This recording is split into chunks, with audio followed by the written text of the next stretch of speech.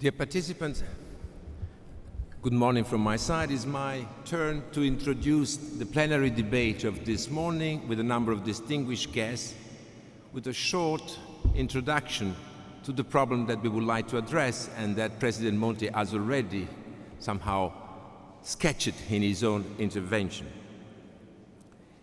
This plenary is devoted to the development of the European institution and to the state of the European institution in connection with the European democracy. I've tried to frame this debate with two concepts. One is the concept of solving the problems. One is the concept of mobilizing the support for this solution. As you know, every institutional or political setup has to face at some moment the tension between its capacity to solve problems, the concrete problems, the migration, the growth, the stability, the employment, and so on and so forth, and its capacity to mobilize support for this solution. Politicians are deeply aware that not all problem solving generates political support. Quite the contrary. Quite the contrary. Successfully addressing some problems might come at the cost of considerable political support. And similarly, aiming at enlarging political support might not be the best way to face problems. The tension is inherent and inescapable, and it is the essence of what we could call the political predicament. When we apply this little scheme to the history of the European Union, what do we get? The EU was created as a problem-solving institution. It was meant to face the considerable task of modernizing the European economy and creating an internal European market in the context of a high technical expertise tempered by the member states' representation in a relatively distant and far away from public debate context. It was extremely successful in doing so, and the list of this success should never be forgotten but cannot be repeated every time. Increasing sphere of competence, institutionalization of the European law progressively gave us the impression of an increasing and tendentially ever-growing path toward integration. On the other side, since the beginning, it was recognized that these institutions for problem solving have a very limited capacity to mobilize support and consensus. The EU was not made for mass politics. It was not intended to face mass politics.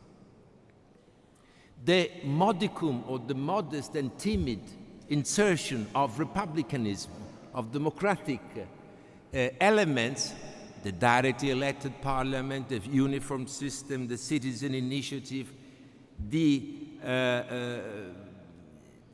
elements were added as addition that hopefully could somehow, slowly, in the future, create this mobilization of consensus capacity. However, it was recognized that facing a high problem-solving capacity, there was a weak mobilization of consensus structural capacity. Now, to cut very quickly my intervention because we need time, what did the crisis meant for this traditional outlook of the European institution? The crisis, whether we call it financial, banking, or sovereign debt crisis, told us a couple of things, I think. First, the instruments that have been devised to face the crisis since 2009, and that successfully, I would say, have so far achieved some element of financial stabilization, were ad hoc instruments, were somehow outside the framework of the European law. Although sometimes they were administered by European institutions, there were public international treaties, there were sometimes private agreements. We had the impression that it was difficult for the European Union to solve this problem with its own traditional instrument. There was a need of some creativity at this level. The traditional method, the community method, the intergovernmental method, were not really the core of these solutions. And what happened to the mobilization of support? Well, unfortunately, the crisis brought mass politics to the European Union.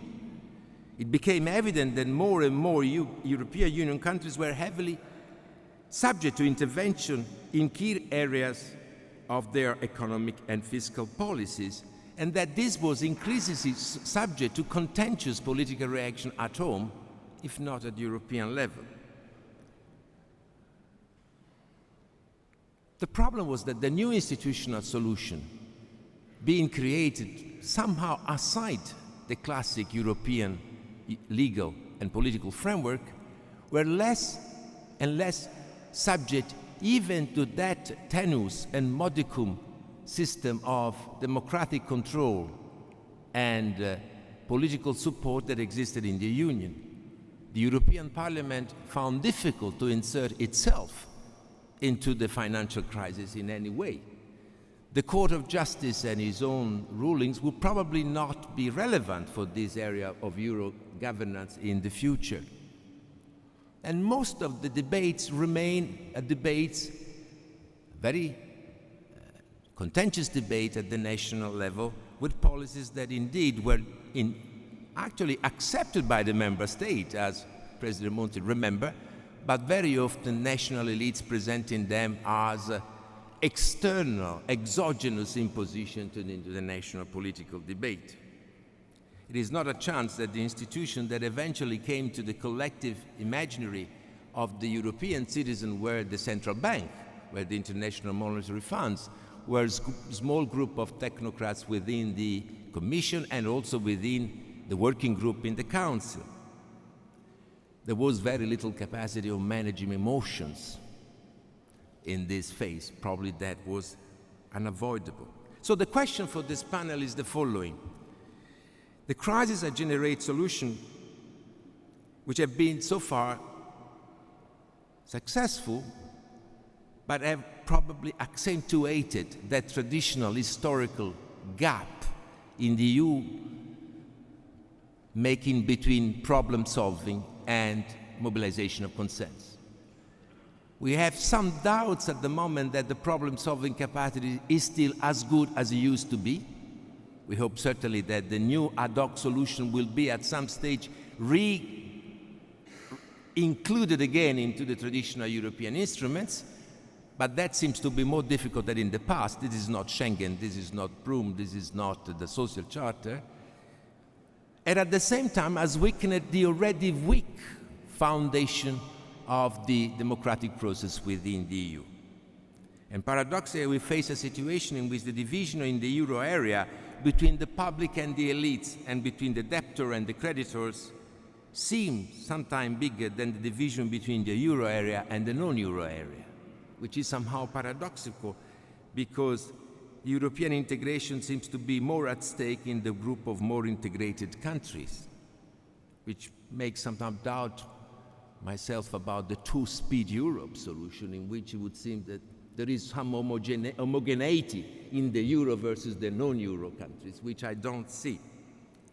Now, the object of this plenary session is to ask to a number of distinguished speakers to offer their suggestions, to offer their analysis on how to face this situation, which in my opinion is unprecedented and cannot be easily reconducted to some of this stalemate of the past. Would probably require a much more innovative solution from the social and the political forces at the European level.